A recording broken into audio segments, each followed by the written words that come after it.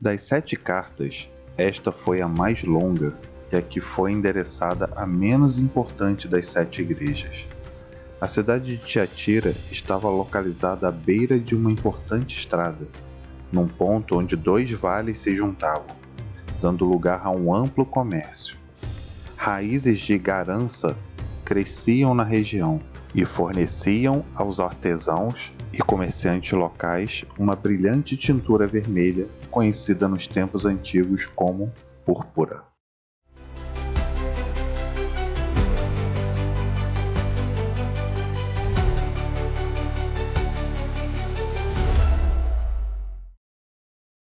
Olá, amigos! Hoje vamos desvendar mais uma das cartas enviadas às 7 igrejas da Ásia por nosso Senhor Jesus Cristo. Hoje vamos analisar a mensagem à igreja de Tiatira. Como vimos nos estudos anteriores, essas cartas não são cartas comuns.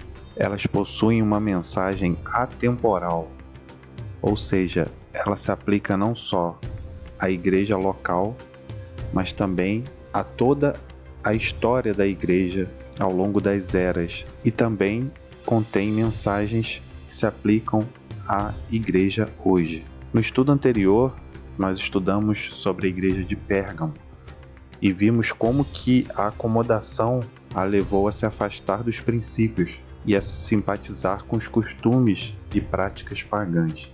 Na igreja de Tiatira vemos esse crescente processo de apostasia se concretizando, ficando cada vez mais sólido e chegando ao ponto de desafiar o próprio Deus e perseguindo aqueles que permaneciam fiéis a Deus.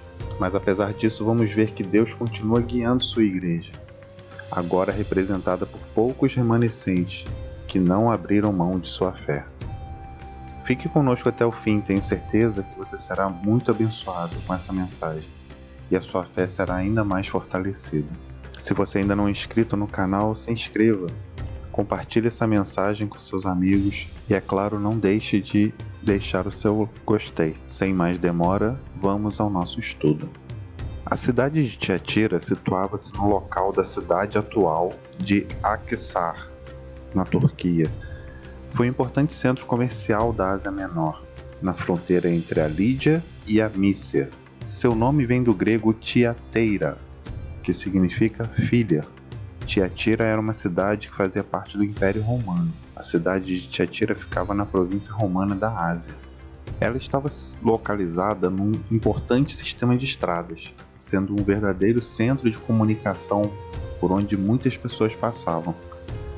Obviamente, isso também serviu para fortalecer o comércio de Tiatira. A cidade tinha muito para comercializar, pois era um importante centro manufatureiro. Em Tiatira existia uma profissão que era semelhante ao metalúrgico de hoje.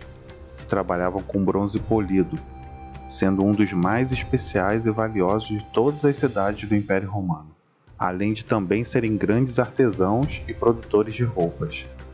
A cidade também era conhecida pela produção de púrpura, uma tinta usada em tecidos.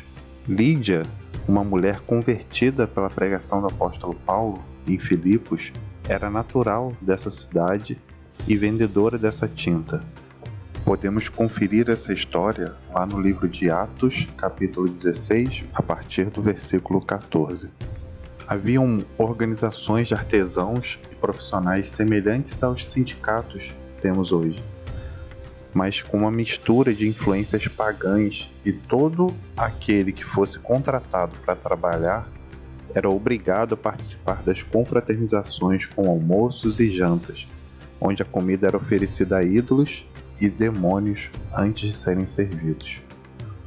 Quem não participasse dessas festividades era rebaixado de cargo, perdia parte do salário ou era mandado embora, tendo seu nome mal falado em toda a cidade. Encontravam-se em Tiatira templos aos deuses Apolo, Tirimânios, ambos deuses voltados à adoração ao sol, e Artemis, a deusa Diana. Também havia adoração ao imperador naquela região. Era muito proeminente as figuras femininas nas religiões culturais de Tiatira, facilitando que mulheres tivessem uma maior abertura para exercer posições de governo e influência. Ao analisar mais à frente cada um dos versículos desta carta, vamos conseguir identificar essas características e como Jesus usou cada um dos elementos para trazer uma mensagem de repreensão e também de esperança para os crentes fiéis desta igreja. Mas como falamos há pouco, essa mensagem não se aplica somente à igreja local, mas também a um período histórico muito maior. Como vemos analisando nos estudos anteriores, se você ainda não assistiu os vídeos, vou deixar o link aqui em cima para uma playlist completa para você não perder nenhum dos capítulos do estudo do Apocalipse. Mas como vimos nos estudos anteriores, cada uma das igrejas aponta um período histórico da igreja cristã, desde a sua fundação no ano 31 até a volta de Jesus. E não é diferente aqui na igreja de Tiatira. Vamos ver que esta carta representa o período da igreja durante a Idade Média, aproximadamente de 538 d.C. a 1563. Como vimos no estudo anterior, o período de Pérgamo termina com a conversão do imperador Constantino ao cristianismo. E aqui esse período se inicia com a derrota dos ostrogodos, uma última ameaça ariana que impedia a Igreja Romana de obter a supremacia sobre as demais. E o período termina em 1563 com o Concílio de Trento, logo após o início da Reforma Protestante. Este concílio que se reuniu exatamente para estabelecer uma contra-reforma, estratégias para atacar, de certa forma, a Reforma Protestante. Esse período é marcado pela ascensão da Igreja institucional, que se distanciou do Evangelho original, e pela perseguição contra os que resistiam à sua autoridade, como os valdenses e os albigenses. Vamos falar mais adiante sobre eles. Nessa fase da igreja, o paganismo e a idolatria penetraram profundamente, e não é à toa que a chamamos de Idade das Trevas, um período de mais de 1000 anos na história cristã.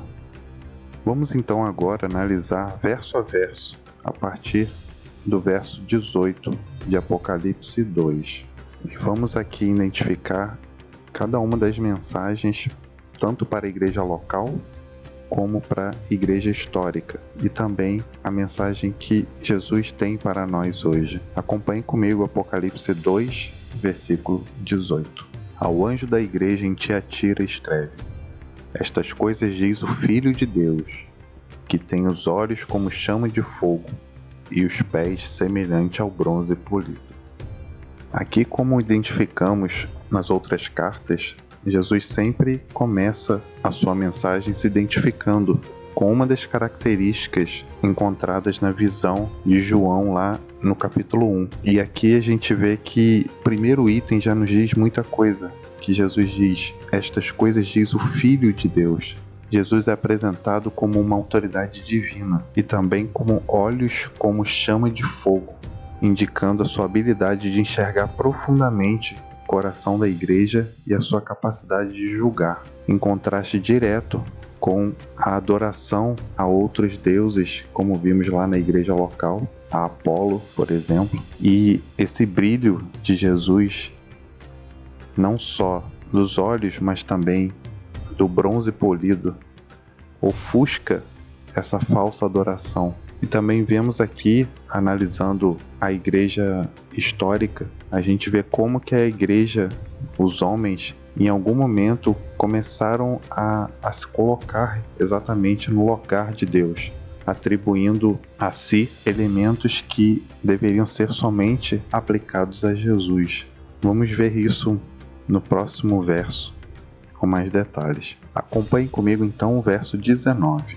Conheço as tuas obras, o teu amor, a tua fé, o teu serviço, a tua perseverança e as tuas últimas obras, mais numerosas do que as primeiras. Aqui Jesus começa com um elogio aos poucos que ainda são fiéis a Cristo dentro da sua igreja. Apesar das falhas, haviam verdadeiros crentes que mantinham sua fé, amor e serviço. Mesmo em meio à escuridão espiritual e grande corrupção dentro da igreja, vemos que Deus manteve seu remanescente, pessoas que não se corromperam.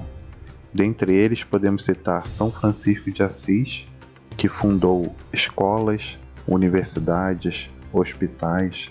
Foi um homem de Deus que realizou grandes obras para Deus. Também podemos citar os reformadores, dentre eles Pedro Valdo, da onde vêm os valdenses, que foram amplamente perseguidos no norte da Itália e sul da França por serem fiéis à palavra de Deus. Mais à frente, no século XII, John Wycliffe, na Inglaterra. No século XIII, John Hus, na Boêmia. No século XIV, Martinho Lutero, na Alemanha. Esse último podemos identificar na fala de Cristo, que as últimas obras seriam mais numerosas do que as primeiras.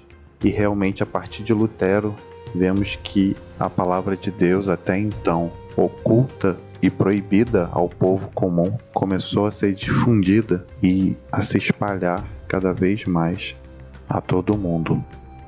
Mas então chegamos ao verso 20, e aqui vemos a reprovação a esta igreja, e podemos ver em detalhes o que estava acontecendo realmente no meio desta igreja. Acompanhe comigo a partir do verso 20. Tenho, porém, contra ti o tolerares que essa mulher, Jezabel, que a si mesma se declara profetisa, não somente ensine, mas ainda seduza os meus servos a praticarem a prostituição e a comerem coisas sacrificadas aos ídolos. Aqui identificamos claramente o simbolismo de Jezabel, que não se aplica à igreja local. Não existia uma Jezabel lá, mas sabemos que todo aquele que lia essa carta, sendo cristão e conhecedor do Antigo Testamento, identificava logo que esse poder, esse período da igreja, aconteceria algo semelhante ao que aconteceu na história de Israel.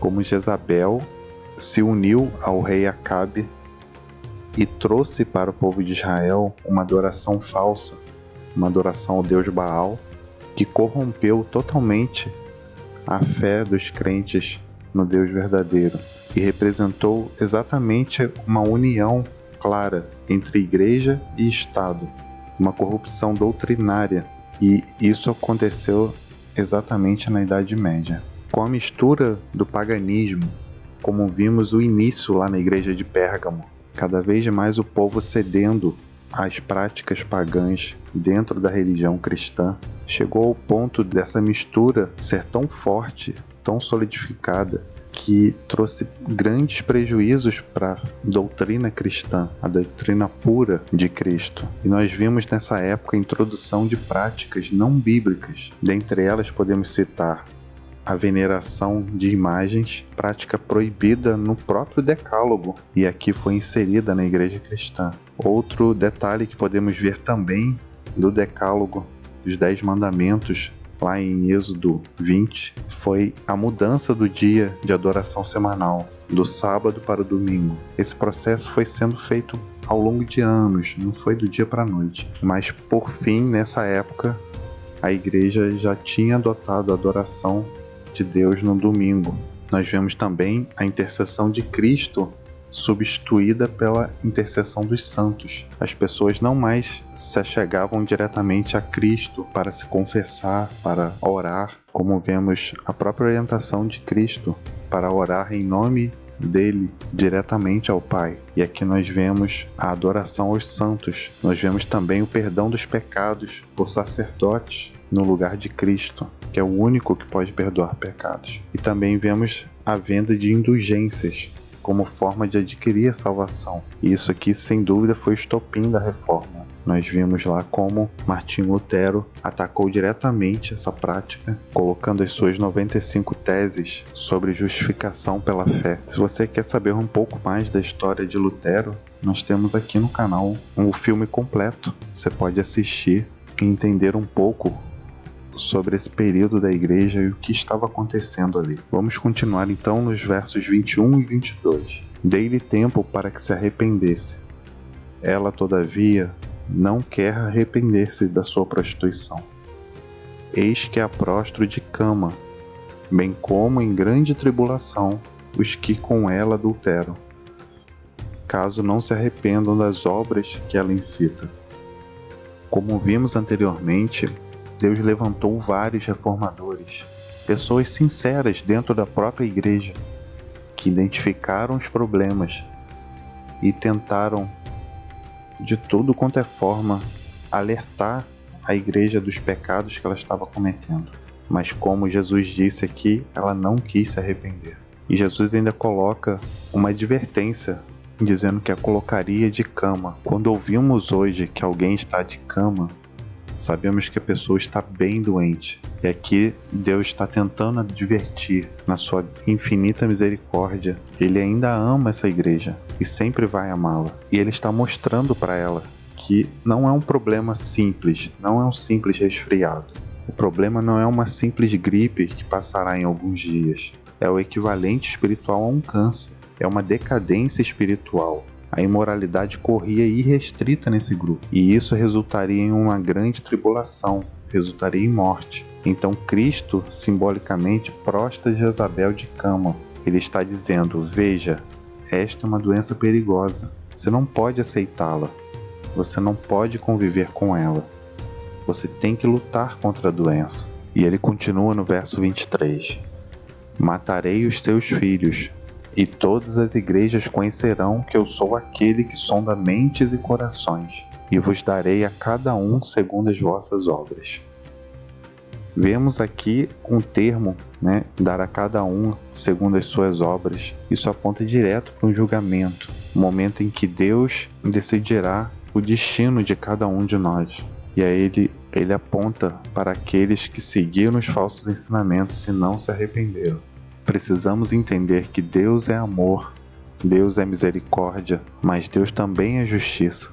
E Ele não vai permitir que o pecado sobreviva para sempre. E todos aqueles que se apegarem ao pecado, infelizmente, serão destruídos juntamente com ele. Isso é uma mensagem solene para cada um de nós, hoje.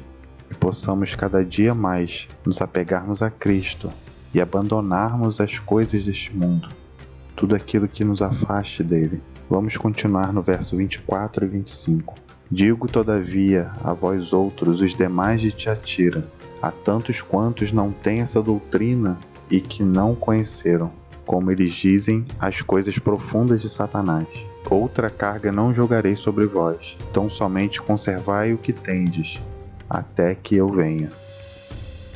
Aqui vemos uma mensagem direta àqueles remanescentes, aqueles que não dobraram seus joelhos a esta falsa adoração, a esse falso sistema de doutrinas. Nem todos na igreja caíram em heresia.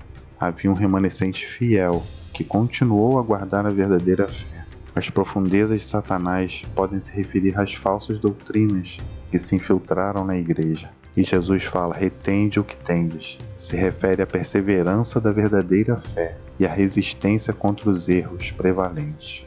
Por fim, chegamos à promessa que Jesus dá a cada uma das igrejas, aqueles vencedores. Vamos ver os versos 26 ao 29. Ao vencedor que guardar até o fim as minhas obras, eu lhes darei autoridade sobre as nações, e com cetro de ferro as regerá, e as reduzirá a pedaços, como se fossem objetos de barro. Assim como também eu recebi de meu Pai, dar-lhe-ei ainda a estrela da manhã. Quem tem ouvidos, ouça o que o Espírito diz às igrejas.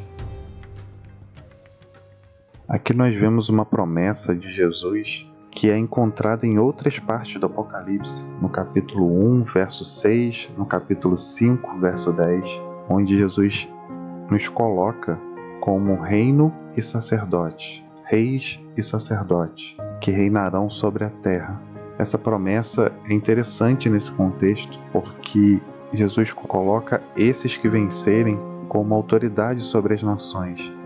E é interessante que eles eram perseguidos exatamente pelos reis e pelos sacerdotes nessa época. E Jesus promete colocar eles acima, regendo todas as nações. E Jesus ainda promete aos fiéis uma recompensa, não só a autoridade, mas também a estrela da manhã, uma referência à vitória final e à segunda vinda de Cristo. E também podemos aplicar que em meio à escuridão que eles passaram na Idade Média, no futuro eles veriam novamente a estrela da manhã brilhar e sairiam dessa situação de trevas espirituais. A carta à igreja de Tiatira não foi apenas um aviso para uma congregação local no primeiro século, mas uma profecia que ecoou pela Idade Média, um período de grande apostasia e opressão. No entanto, mesmo na escuridão, Deus preservou um remanescente fiel. Devemos aprender com os erros do passado e manter a pureza da fé, evitando misturas com influências externas e falsas doutrinas. Assim como Deus foi justo em seu julgamento no passado, Ele continua a sondar mentes e corações hoje. Que possamos ser como os vencedores de Tiatira, perseverando até o fim e aguardando a promessa do nosso Salvador. Obrigado por nos acompanhar até aqui nessa jornada de estudos do Apocalipse. Espero que o vídeo tenha sido uma bênção para você e sua vida espiritual. Nos vemos semana que vem aqui. Se ainda não está inscrito, se inscreva e ative as notificações para ser avisado quando liberarmos o próximo estudo. Nossa próxima carta será a Igreja de Sardes. E vamos juntos mais uma vez tirar lições preciosas para a nossa vida. Que Deus te abençoe e te guarde. Um forte abraço e até o nosso próximo estudo.